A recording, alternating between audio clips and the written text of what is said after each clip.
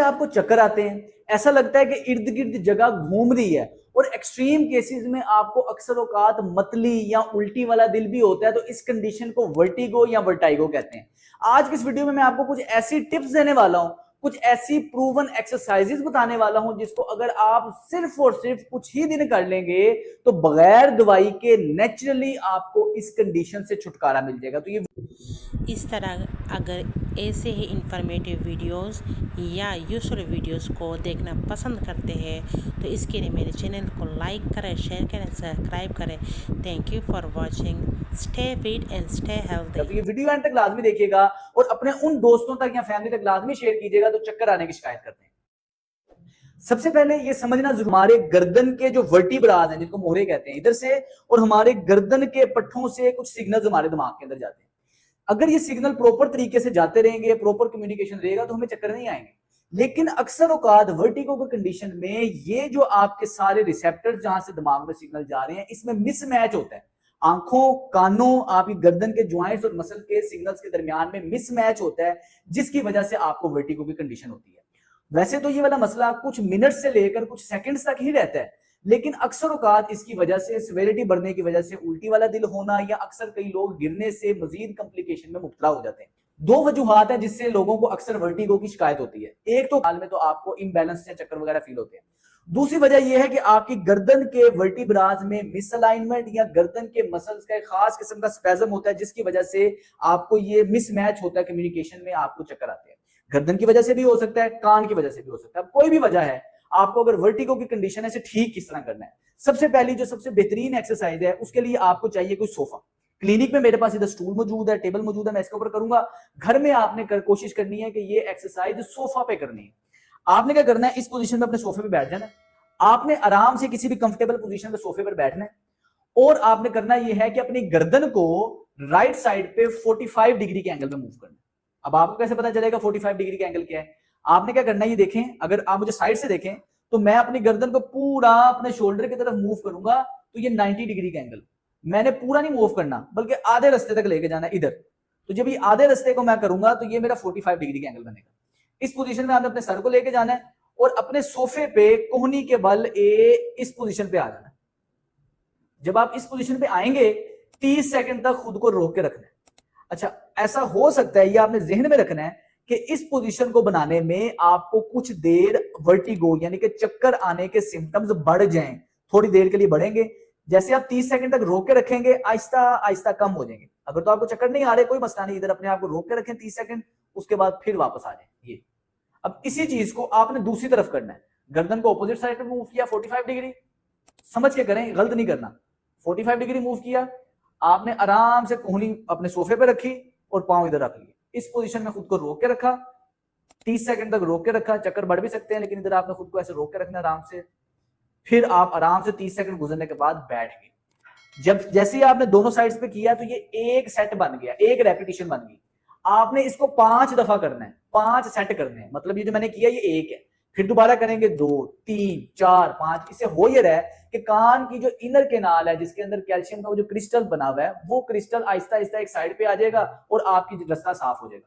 तो इस पोजीशन में आपने दिन में 2 बार इस वर्जिश को लाजमी दोहराना है और हर बार में 5 मरतबा इस वर्जिश को करना है। दूसरी जो वर्जिश है इसको कहते हैं गेज स्टेबलाइजेशन, कि जो आंखों से सिग्नल्स दिमाग को जाते हैं, हमारी पोजीशन चेंज होने की वजह से वो सिग्नल सही तरीके से पहुंचे, उसके लिए ये गेज स्टेबिलिटी की एक्सरसाइज है। इसका तरीकाकार ये है कि आपकी बॉडी की अवेयरनेस बढ़ती है इस एक्सरसाइज से। आपने किसी किस्म का पेन ले लेना, ये देखें आपका पेन है, आपने अपने एक हाथ के फासले पर रखना है इस पेन को।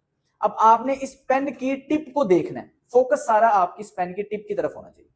आपने इस पेन को पूरा राइट मूव करना है, अपने सर को स्टिल रखना है, सर नहीं हिलना चाहिए। अगर आपका ये बिल्कुल मेरे नाक की सीध में है कैमरा, तो मैं अपने इस पेन को ऐसे राइट मूव करूंगा और मेरी आंखें बस इसे फॉलो कर रही, मेरा चेहरे की डायरेक्शन उधर ही है।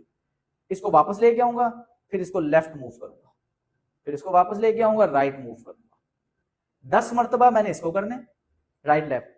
इसी पोजीशन पे 10 मरतबा मैंने ऊपर नीचे करना है, ये ठीक है। इसके बाद मैंने क्या करना है, इसको इस डायरेक्शन में मूव करना है 10 मरतबा, इसको इधर नीचे स्लो स्लो मूव करें और इसको आपने ट्रैक करते रहना है अपनी आंखों से, गर्दन नहीं हिलानी। फिर इसी चीज को ऑपोजिट डायरेक्शन में हर मूवमेंट को 10 बार आपने रिपीट करना है। बिल्कुल आसान है, देखने में ऐसे लग रहा है पता नहीं से क्या होगा, लेकिन ये बहुत ही इफेक्टिव है। आपकी गेज की स्टेबिलिटी आपके चक्रों में कमी का बाइस बनती है, तो बिल्कुल एहतियात से करना है। ये करने के बाद गेज स्टेबिलिटी की दूसरी एक्सरसाइज ये है कि जब आप ये एक हाथ से कर लेंगे ना, ये बाजू थक जाएगा आपका, बाजू स्विच कर लेना, दूसरे हाथ को कर लेना। अब नेक्स्ट एक्सरसाइज होने लगी, इसको इधर सीधा रखना है, बिल्कुल अपने नाक की डायरेक्शन में सीधा। अब आपने ये इधर ही रहेगा, आपने अपने सर को हिलाना राइट लेफ्ट, ये नजर इस पर जमा के रखनी है, राइट लेफ्ट 10 मरतबा आपने ये करना है। करते वक्त आपको चक्कर नहीं आने चाहिए। इसके बाद सेम ऊपर नीचे, ऊपर देखना नहीं है, देखना इसी पे 10 मरतबा आपने ये करना है। इसके बाद इस डायरेक्शन में 10 मरतबा आपने ये करना है। इसके बाद ऑपोजिट डायरेक्शन में इधर 10 मरतबा आपने ये करना है। इससे आपकी गेज की स्टेबिलिटी बढ़ेगी और आपके चक्कर आना कम हो जाएंगे। तीसरा जो जरा सबसे जरूरी काम है वो ये है कि आपकी खोपड़ी के जो नीचे वाला हिस्सा है, यहां के पट्टे अगर टाइट होंगे तो ऑटोमेटिकली आपके कई दफा चक्कर वगैरह बढ़ जाते हैं। तो हमने इस गर्दन के पट्टों को नरम रखना है, रिलैक्स रखना है और गर्दन के खम को दोबारा से रिस्टोर करना है। उसका तरीकाकार ये है, अगर आप मुझे साइड से देखें, आपने फर्ज करना है कि आपके चेहरे पे केक लगा है। अगर चेहरे पे केक लगेगा तो कुदरती तौर पे क्या होगा, चेहरा ऐसे पीछे हो जाएगा, ऐसे। इस एक्सरसाइज को चिन टक कहते हैं। आपने बैठे बैठे या खड़े होके अपने खुद को ये अज्यूम करना है कि मुंह पीछे ऊपर नहीं लेके जाना, इधर चेहरे को रोकने के बाद इस जगह पे आपने ऐसे उंगलियां हल्की सी ऐसे दबा लेनी है, धंसा लेनी है और आगे की तरफ ऐसे लेके आना है।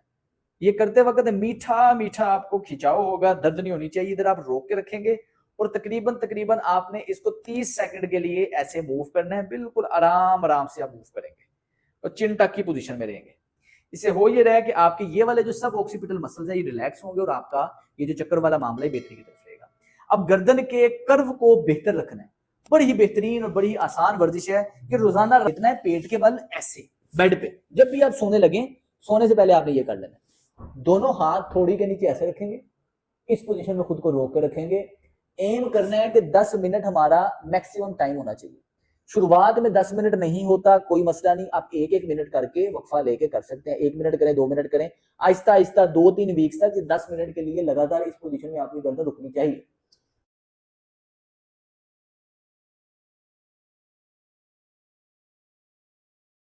सामने कोई स्क्रीन रख लीजिएगा, मोबाइल रख लीजिएगा, किताब पढ़ लीजिएगा। अगर बोर्ड नहीं होते तो इसी पोजीशन में आपने खुद को रखना है।